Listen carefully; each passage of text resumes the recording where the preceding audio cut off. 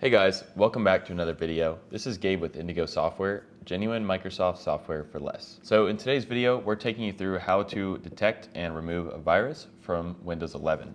Now the same steps are going to work pretty much exactly the same in Windows 10 if you're running that operating system. Now before we get into that, if you're interested in your own copy of Windows 10, Windows 11, or other Microsoft software at a great price, check out Indigo Software. We'll have links in the description box below. So without further ado, let's get started.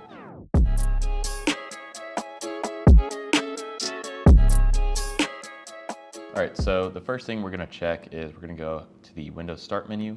We're going to pull up our settings, and then down at the bottom, we're going to click Privacy and Security. And towards the top where it says Security, we're going to click on Windows Security.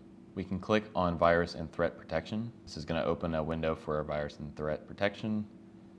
And then we can click Scan Options. And then the option we're going to check here is full scan. Now this could take a while, but it's important to run a full scan so that we can try to detect and remove all of the malware. So we'll press scan now. This is going to run a full system scan. Now, once you're done with that, we're going to go back into the privacy and security section of the settings menu.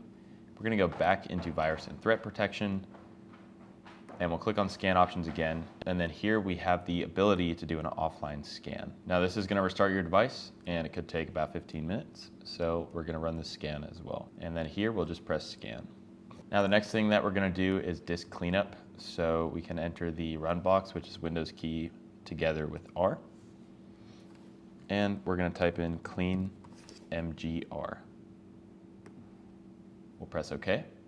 We can also get to this by searching for disk cleanup in the start menu. So once we're here, we'll select all of our relevant boxes, temporary files, temporary internet files, thumbnails, or anything else in here that you're not recognizing. We can press cleanup system files first, and then we can go in here, check these boxes and press OK, or vice versa. So we'll press OK here and we'll press delete files. Now, next thing that we want to check is our browser settings. So we can reset our browser settings to help clear up the browser if there's any issues there. So towards the top right over here, we're going to click on settings. Now, once we're in here, we have a little settings tab navigation over to the left. We're going to go down to reset settings, and then we're going to reset settings to their default, and we'll click reset. Now, another thing that we can do, which is a good redundancy effort, is to create a system restore point.